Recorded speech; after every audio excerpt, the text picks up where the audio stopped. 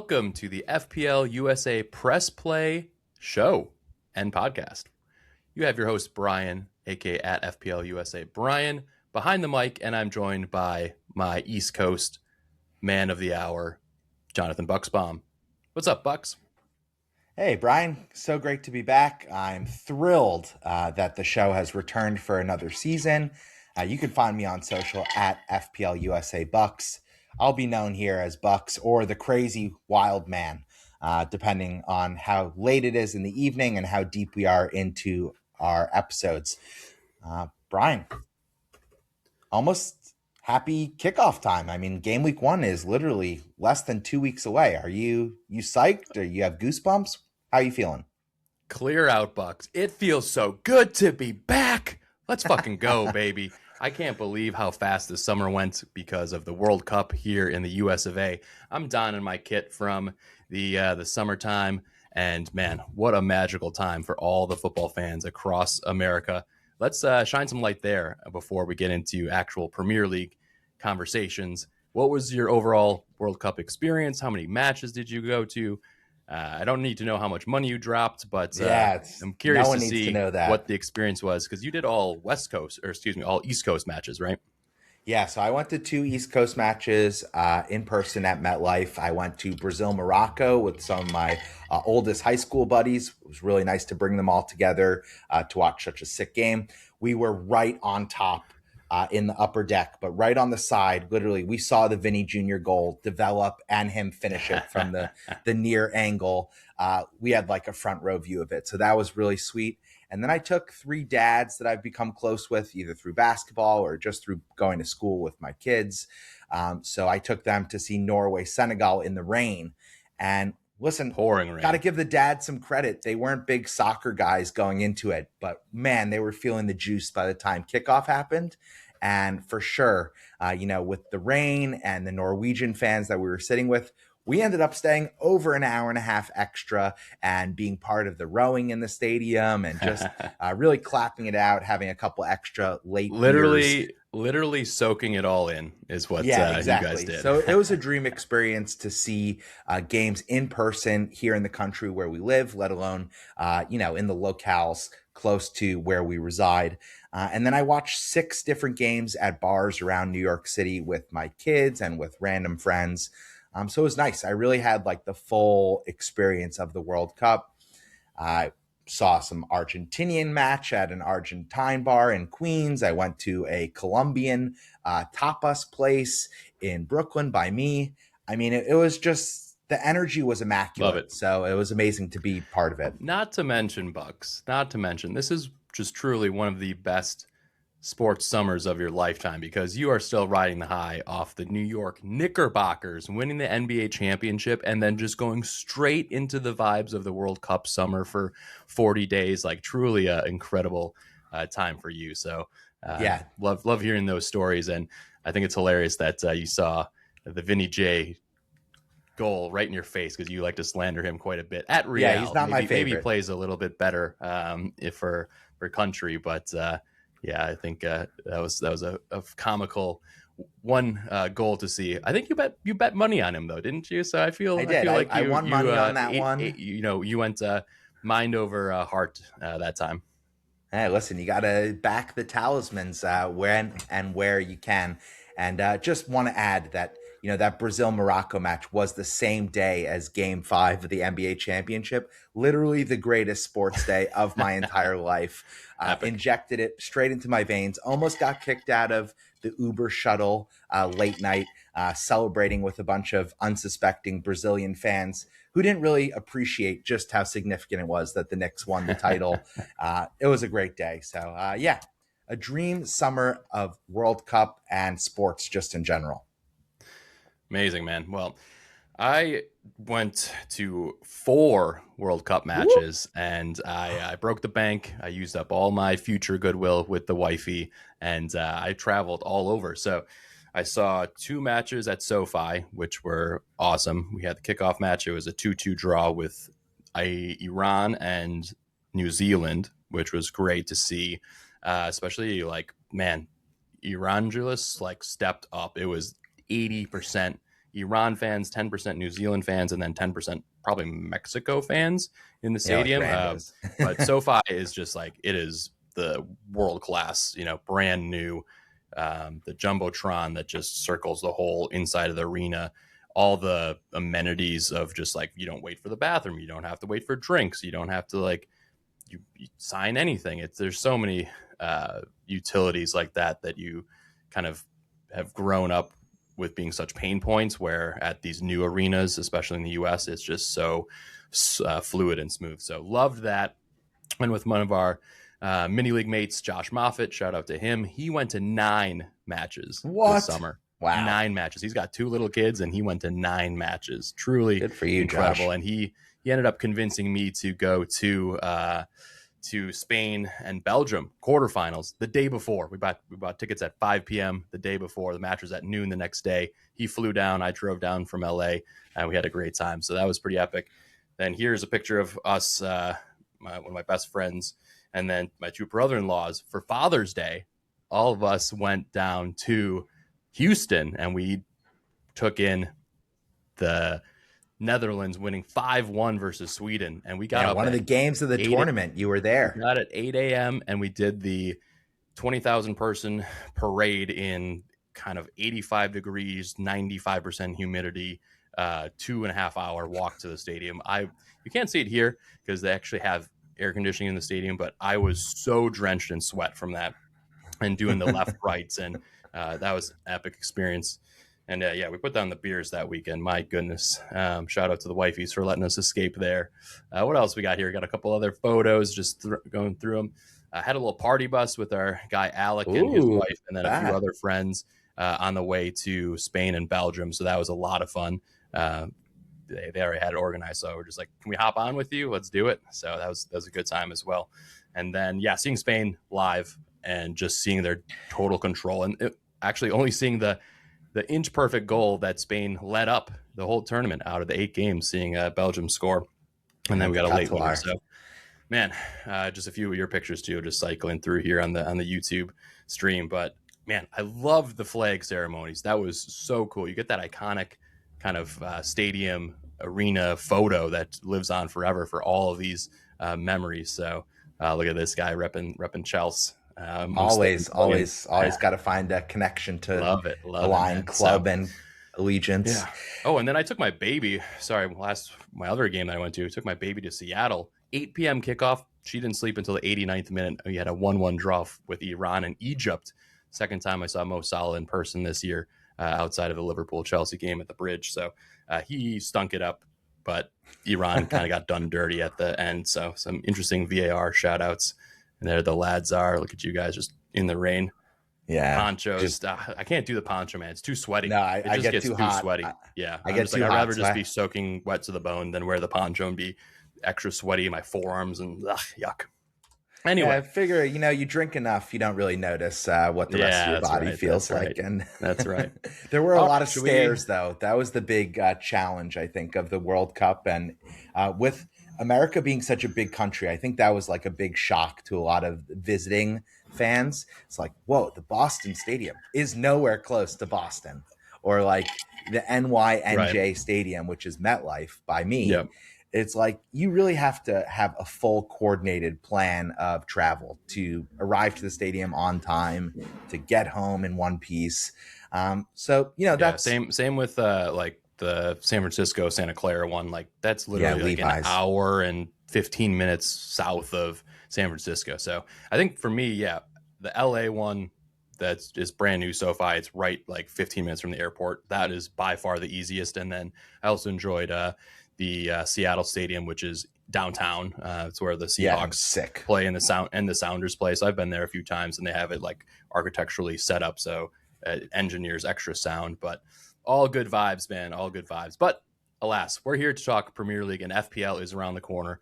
Bucks, we're just trying to have a little free-flowing conversation, a little banter, talk about some of the moves, some expectations, and then we'll come back later with kind of our top 50 type of watch list for our game week 1 drafts. We'll do that in a couple days as well. So anything top of mind as we're less than 9 days away from kickoff?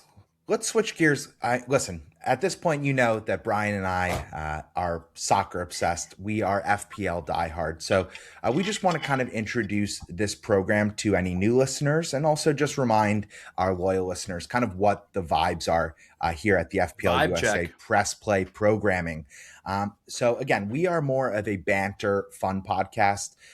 The way that Brian and I like to structure this is we are friends outside of the podcast. So this is just a nice way for us to catch up and chat all things Premier League and all things FPL, kind of like you would if you were seeing and sitting next to a mate at a bar while you're watching the games.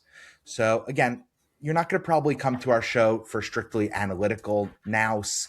Brian and I, we don't fancy ourselves as being true FPL experts. Yes, Brian does have a very impressive top finish, and I had 4 top 100K finishes back to back to back. But again, for us, FPL and here in the States specifically, it's more about leaning into the fun of the game and the hobby that we love, and not so much about, yes, it would be a bonus, of course, if one of us win it.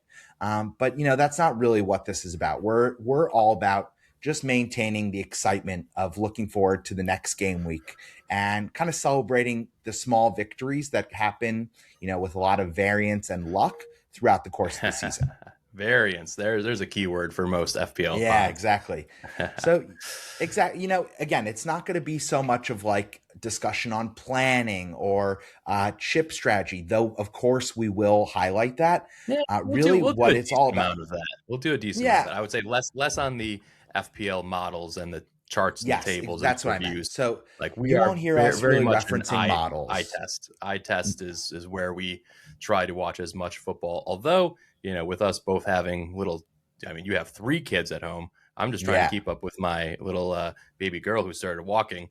Like it's definitely hard to have the screen time on as much as I would like, but we still will kind of engage and capture as many moments from each weekend and recap them on our podcast and look forward to who are the hidden gems, who are the players that are must-haves as the FPL season rolls along. So I think you said it there, Bucks. We appreciate anybody who's been listening to us for a couple years now, and then also for any new listeners who come in, we're going to be on every kind of social platform. We're going to try and do some more social this year, even if it's 30 seconds of Bucks ranting about Chelsea when they take an L. And we look forward to engaging with you all throughout the season. And one more thing, we are all about the mini league. I think that's something, Brian, Set you it up, did baby. introduce me to FPL. So we have a free to enter global prize mini league. It would be great if you want to get involved. And also, we want to engage directly with the larger FPL community, not just managers here in the hashtag FPL USA side of the world. What that means is that we really would like to feature more guests from the wider FPL community this coming season. So again, if you are new here, comment below someone who you would love to have feature on the show this year. Brian and I are going to work our magic to try and make sure that we have, somewhere between 10 and 20 amazing guests across the course of the season.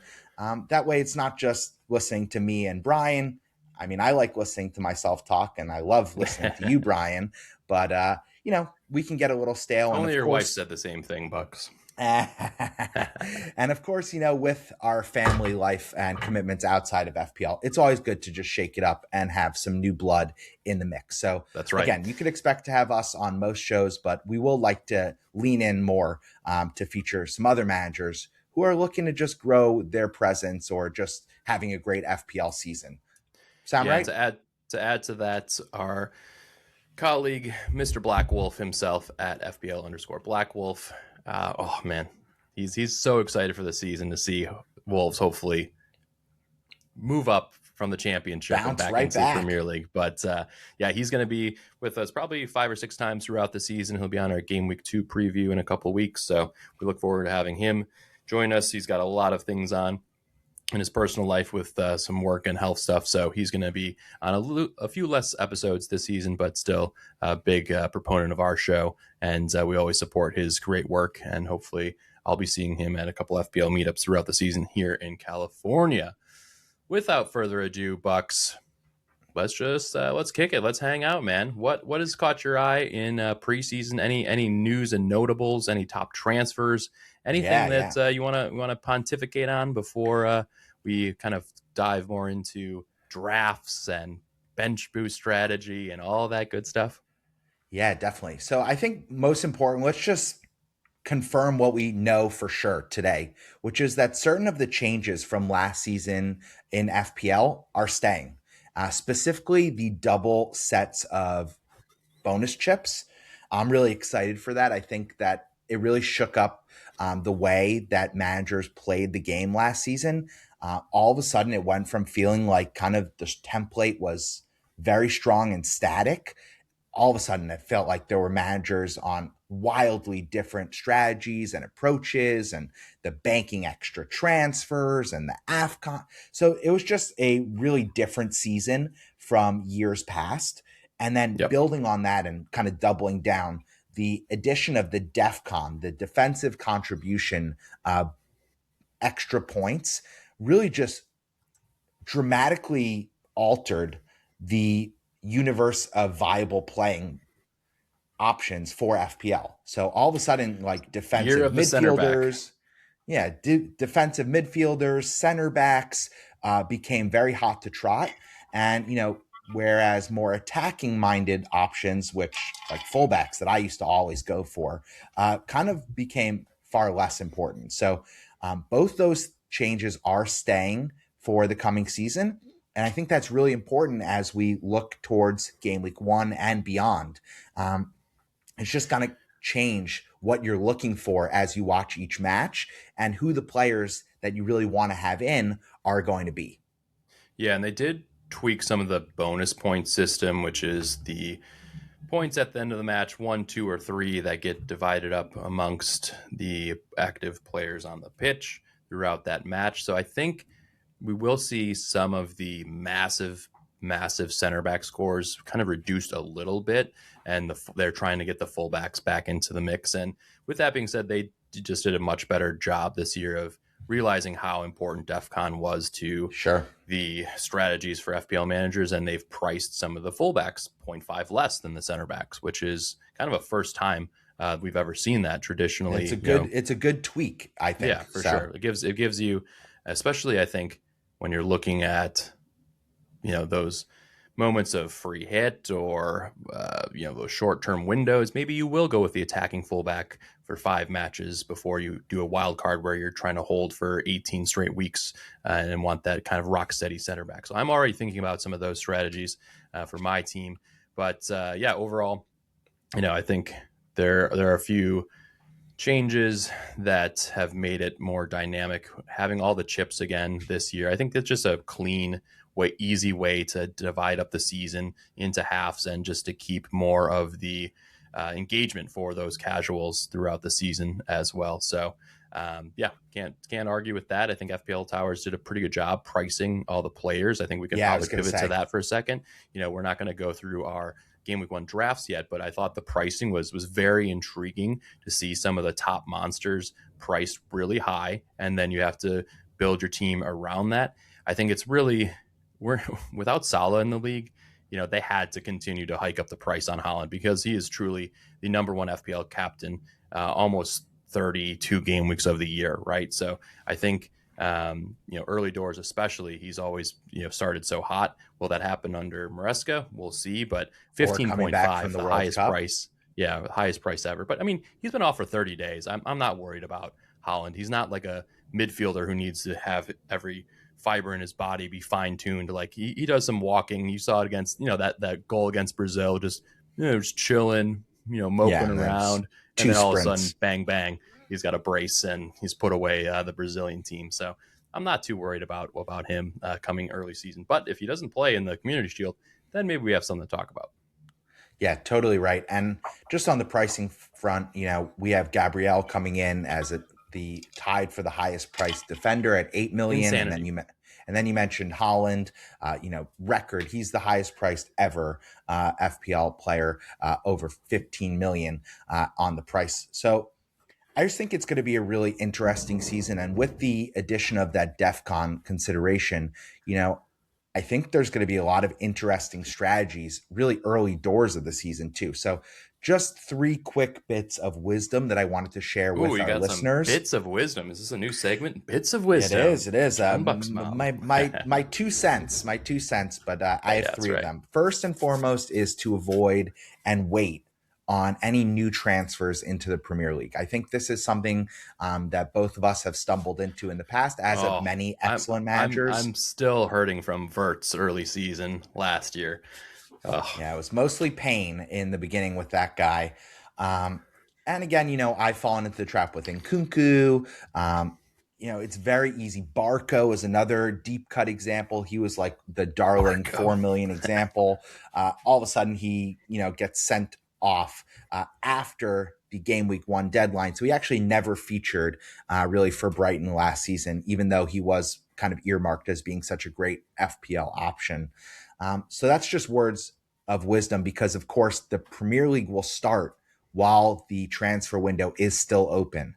So that really leads nicely into my second point, which is go for nailedness, go for certainty to start the season, especially this coming Premier League season where I think we have like 8 or even 10 new managers in the league. It's absolute I think it's like chaos. closer to 12. It's Yeah, like it's half the league. It's insane.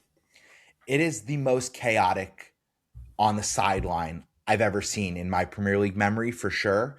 And that just means that certain things that we thought we knew about teams to end last season, we might have to do a full re-education course on, what the state of a team like Fulham or Chelsea or City or Palace or Nottingham Forest, because all those teams have new managers.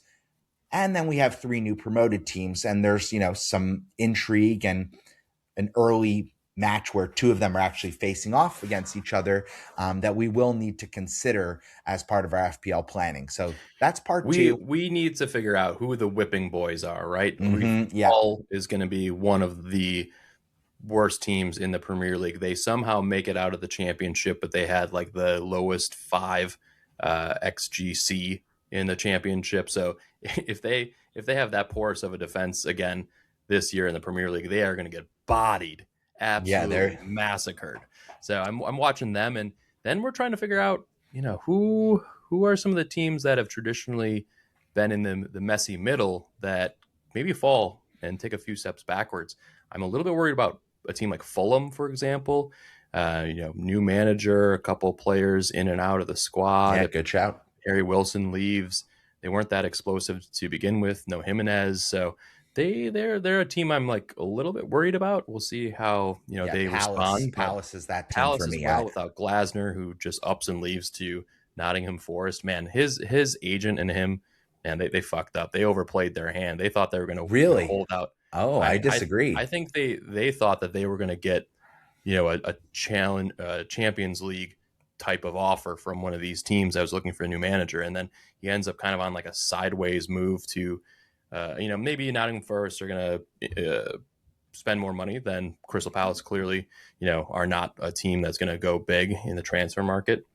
But apples to apples. I mean, it's the Yeah. same fucking team. Like it's just like a lot of the same. Like maybe they have a better quality players now after Elise and Eze and Gahey and all their good players And get sold off Lacroix, at and now Palace. Munoz Yeah, might yeah, leave exactly. too. But It's like, um, I just thought like he was kind of on the up and up and kept beating Liverpool and making like big strides. That I thought he was going to get a move to whether it was in the Premier League or maybe outside in Italy or Spain for like a kind of bigger move. But maybe I'm just glazing Glasner too much there.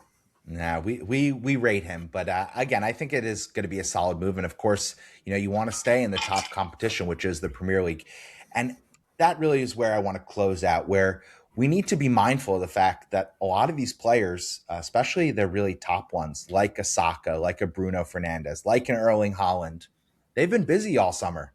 We're at the World Cup, and a lot of these guys, especially players who went deeper into the competition, are only just getting back with their teams for training. And, that dovetails with the new managers and the new tactics that they need to be learning, the new integration with the team and how everything fits together. So I would just be a little weary to start your season with 4, 5, 7 guys that played Hmm. late into the World Cup. And Yeah, I mean, again, I that's think players like Bumo, Palmer, João Pedro just having a full summer off, yeah, not for sure. traveling everywhere and playing in high heat, high intensity battles 5 times, 10 times over throughout a whole tournament. I think those players are could hit out of the gates quite well. So I think it'll be interesting to see what and happens and with maybe with they those have guys. a chip on their shoulder, right? I mean, like specifically João Pedro. I mean, I felt like the way he played last season, he was a shoo-in to make the Very Brazil team. surprising. He's young, he's on the Yeah. up, and he does And it then you know what? It was good, perfect though. It's like, hey, good. Brazil won like a couple matches, but they were severely limited. And João Pedro's sitting at home, like, better not do this to me next World Cup. Bring the And, cement mixer Igor Thiago out there. It's just like, yeah, he works for Brentford when he's getting a zillion chances, but when we're yeah, talking international football, you need to show your class. He was not it. So I think no, he's got a he chip didn't on his change the shoulder. game when he came in for sure. Yeah, he's looked good. João Pedro has out of the blocks against some of these weaker opponents, so hopefully he can continue. Definitely on the up And for Chelsea, though. That's right, yeah, baby, we love because that. We love we that. have no European commitments. So I'm thinking Chelsea in terms of what Manchester United did last year, where they went from like 15th all the way to third in the Premier League. I think Come on, Chelsea's say it. gonna get the fourth spot this year. I think fourth spot is really, if they don't get it, I would be pretty disappointed because with new manager, some Less talent, commitments, yeah. coming in, less commitments. Like obviously you got to keep the squad happy, but I think I've just been pleasantly surprised to see the influence of Xabi Alonso in terms of like getting some periphery players to just keep the locker room straight. A Welbeck, I mean this other guy Henderson, Henderson. whatever, but bag of bones, bag of broken arm bones. That fucking guy. But anyway, just to keep the squad in the right direction. Hey, maybe I'm only going to play 20 minutes in a couple of these matches, fine. But we had just so many young players who were probably spreading a little bit of poison in their camps and their Get best out of my friends, brain, and Brian. you I know, was about to say the young players. There's yeah, so many young, talented yep, prospects, players in the Premier League. yep, trying to Uh, flip those stocks. so again, I think when we look at an FPL uh, aperture about this, there's a lot of unknowns going into this season. So I think just a reminder that we are going to be all about the one game week or the couple game weeks in front of us when we get into our game week previews and when we Yeah, start listen talking up, everybody. strategy. Bucks is hammering with his fist on I'm the table. You I need can to hear it hear picked up this. in the mic. But the season is really a marathon. It is not a sprint. That's something that I think we need to remember to preach going forward, especially, Preach. Brian, me and you both had shaky seasons each of the last 2 years. But it's Just just last year about for me. consistency. Yeah, just consistency. Make sure you don't miss deadlines. We're always going to show up here for you and our listeners and to make sure that you have the leg up on your mini league rivals. And so, yeah, just remember you can't win FPL game week 1 and you definitely can't lose it either. So it's just about making sure to Yeah. show up, set your team, and then be open to maximizing kind of expected fun, X fun, Yep. as a That's shout right. out to the All always right, cheating Bucks. I guys. do want to take maybe 5-10 minutes here before I jump Go into my for it. work day just to kind of chat about kind of your early thoughts. I'm firmly on bench boost 1 or 2, and I'm leaning towards bench boost 1 as Ooh, okay. it's the only opportunity where you can wild card and bench boost in the same week, essentially. I mean, that's what you're getting. And with no 4.0 keeper as well in the mix, that is likely to come good by game week 1. I don't want to carry extra budget on my bench where I don't have to. And so I'm thinking right now, bench boost 1, maybe free hit or wild card 3 or 4, and then sit tight from there. So that's kind of my early strategy Interesting. that I'm thinking of. And at the same time, because the template is so strong, especially on Twitter, again, that's only 20% of probably global managers Yeah, not worldwide. even. But there are some picks that are emerging because they're doing really well in preseason. Semenyo, Bumo, Bruno, Soboslai, Verts, Holland, João Pedro, DCL. Like those are all very, very popular picks right now. And so you see most teams, having a combination of probably 5 or 6 of those. Then you have some enablers like Gross, who's very popular at 5'5", and a few other lads All kind of right, in the mix there. save some for next week. Come on. So, yeah. But with that being said, right now, as of today, I'm leaning towards, if I'm going to use an early free hit or wild card, I think I'm going to go without Holland for a couple of weeks and to really try and strike gold early. Could backfire, but I think because of the strength of a Semenyo instead of when like he has a a hat Diogo. trick in versus Coventry game week 1, you think it could backfire? Yeah, Against this is very true. But I'm just looking at ways where I know one of my first wild card, like that's where I want to get my rock steady picks that I'm going to hold for 15 potential weeks, right? So center backs, a Sobozlai, definitely a Holland. But for a short term punt, especially if Holland is kind of rumored not to play too many minutes in the Community Shield, and then he plays 30, and they're just going to ease him into the season because they want to take care of their Lamborghini. That makes a lot of sense. Yeah, sure. It's a good opportunity to all of a sudden, instead of a 5.0 midfielder, all of a sudden you have Antoine Semenyo and Verts and Bumo and Bruno. So there are things that I'm looking at there short term. Last season, I not famously, but chinfamously went without Holland for, I think, since game week 18, because I was just like, fuck it. The season's over. I'm done. I'm not playing very seriously, but I'm actually going to probably continue to do that for a few weeks. So we'll see how that strategy goes. But I'll nervous have for you. I know you should be.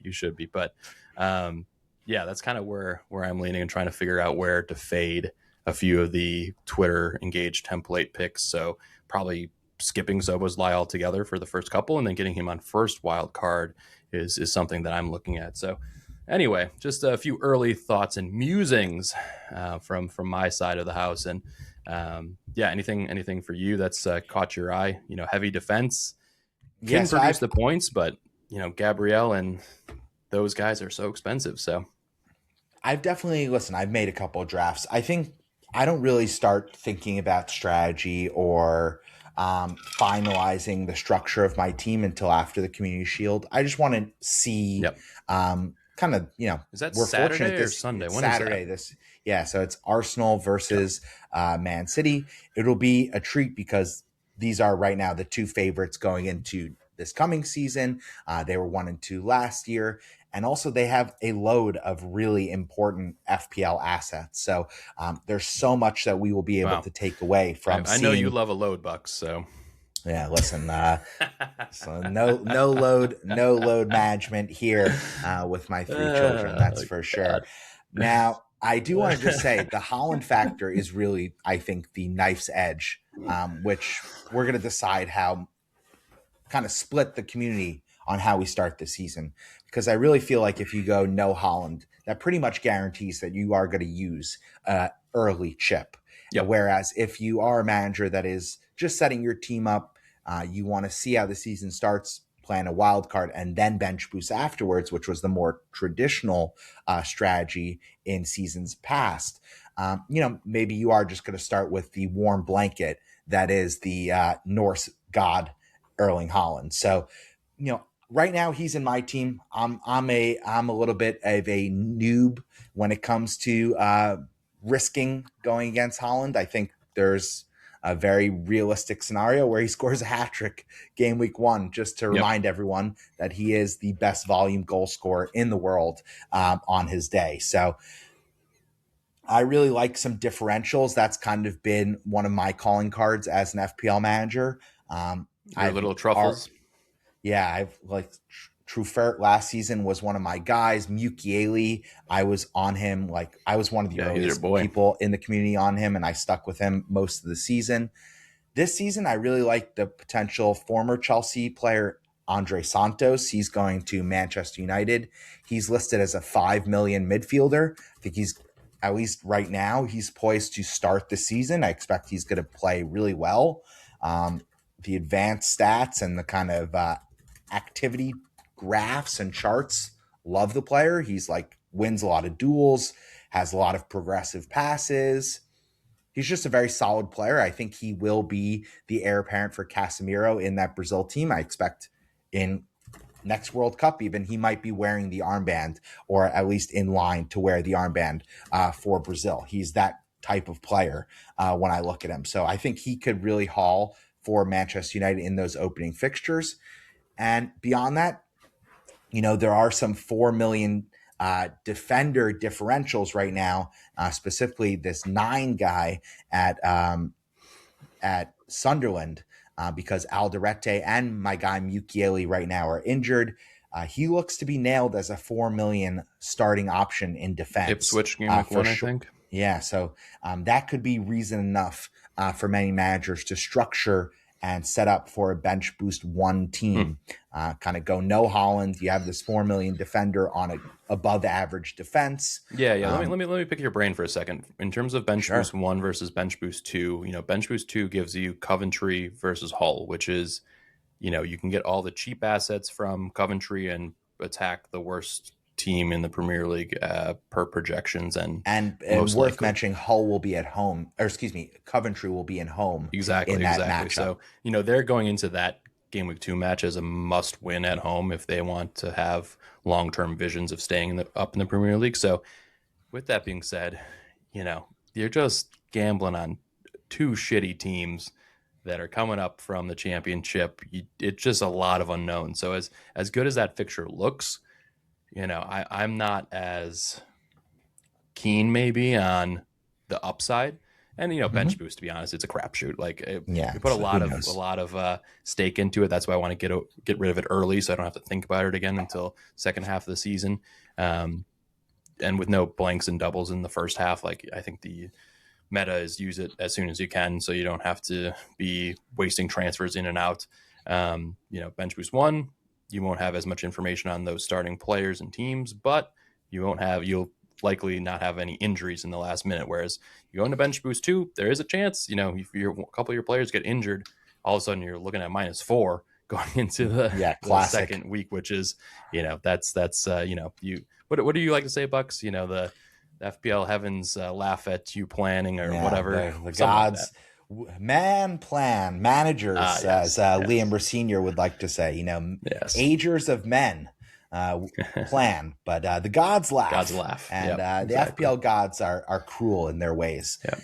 One quick thing just about bench boost 1 versus 2, it is worth remembering, again, the transfer window will be open for both those matches, and there will be the first round of the League Cup between those games. So there will be midweek footy bright and early in the FPL season. And then we also have an international break. I think it's after game week 3. It's like ridiculously early this season. So what are we breaking for? We just had the World Cup. Like, take it easy. It's like, come on, everyone, just stay at their clubs, chill out a little, have some chill out juice. Yeah, it's such a teasing moment. But I really do rate now it's like take 2 weeks off. I rate the early bench boost. I think if you are going Nolland like you are espousing, Brian, so you won't have Holland, I think bench boost 1 makes a lot more sense. If you are going to have Holland, I think you're going to need more of those cheapy guys in your team. And in that way, it almost forces you to bench boost 2, to have, a triple up on Coventry, or, maybe if you're fading the template, you get some spicy guys from Hull, and you think that they are able to, burn down the door kind of thing. Where I'm standing right now is I'm undecided. I have a team right now that I could easily swap a couple names and bench boost it. But I'm really in a side where what are you waiting for? Like, what is the determining factor for you? I want to see Holland, how many minutes he plays in the Community Shield. I think if he plays like a half, I'll be a little concerned. I'll be a little concerned, because then I don't think there's a way that he's getting to like 70 minutes. And I really feel like 70 minutes is, for a striker, is like, that's the minimum acceptable threshold. And whereas I know that João Pedro is going to play 75 minutes at least. I mean, he already played a full 90 in preseason. Beyond that, I also, I'm seeing a lot of teams on the social template, specifically on X, with 3 forwards. listen, if you're going to bench boost game week 1 or game week 2, of course you need to have 3 playing forwards. But Oh, I think the there's big no take, Kroupy. There's no 4.5 Kroupy like last yeah, season but for like the bench big boost. takeaway from last season, the one thing that I know for certain, like put it in my Have some head, depth. hit me with, yeah, you want defenders. You want more defenders than attackers. And you look at the way that a lot of managers are setting up their team right now. Yeah, listen, goals are much more fun than than Yeah, deflecting I or think we're seeing that clearances. for a few reasons. Like so many new managers, so many unsettled teams, so many tired legs coming back from the World Cup. So maybe those clean sheets and just the rapport on these teams where they're going to be filtering in some second team players into the first team for those first Mm, matches. Like maybe that's where well, there's just less clean sheets. But Well, um, I'll give you some bad news because I think I'll rain on this parade a little bit. A lot of the beautiful football we saw at the World Cup, you won't be seeing much of that game in and game week out in the Set Premier League. piece FC is back, Yeah, baby. exactly. It's going to be like we're going to be having a gang warfare inside a phone booth in the Premier League most of the season. I think that's particularly why a lot of the young players that I mentioned earlier and the new additions to the Premier League, it's just worth waiting because it's going to be a shock to the system when all of a sudden, they're getting forearm shivered to the back of their neck by Gabriel Magalhaes in game week 3.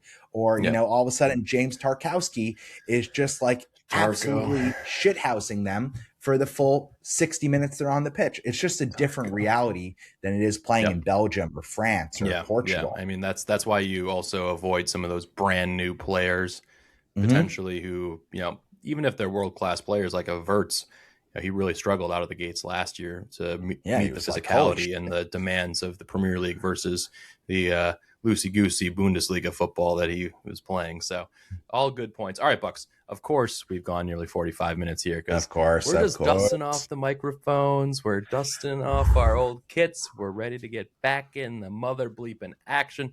It feels so good to be back. Thank you very much for tuning in to our kind of return to FPL episode Yeah, here. And subscribe, please, follow. again, yeah, check us out on social, all platforms, X, Twitter, Instagram, TikTok, of course, Spotify YouTube. and YouTube. Trying to grow our YouTube a little bit. So jump in, check us out for some shorts from some of our episodes, and we'll be making some more Brian, tell the content this listeners how season. they can join our mini league. I want to, let's break 500 entrants this season. Yeah, I think we were at like 450 last year. So if you want to join our free cash prize mini league, I'll be posting more about social on that. But you have to make sure to give us a follow and a like as well. And then you can use code REDFU9. RedFu9, baby. Nice little code there. I hit the regenerate fucking button 10 times over to find it. And then You we got couldn't a get nice one. like So, Focal had the best one. His was like Bucks. It was like BUUUUX. I was like, yeah, nice. I'm totally in this season. It's meant to be. Yep. All right. We'll be back soon to preview our top players to watch heading into the early part of the FPL season and some more chip strategy and banter thoughts very soon. And then next week, Tuesday, we will be recording our game week 1 preview. That'll probably hit the airwaves on Wednesday morning. So Can't wait. have those notifications turned on, and we will see you all soon. Peace. Toodles.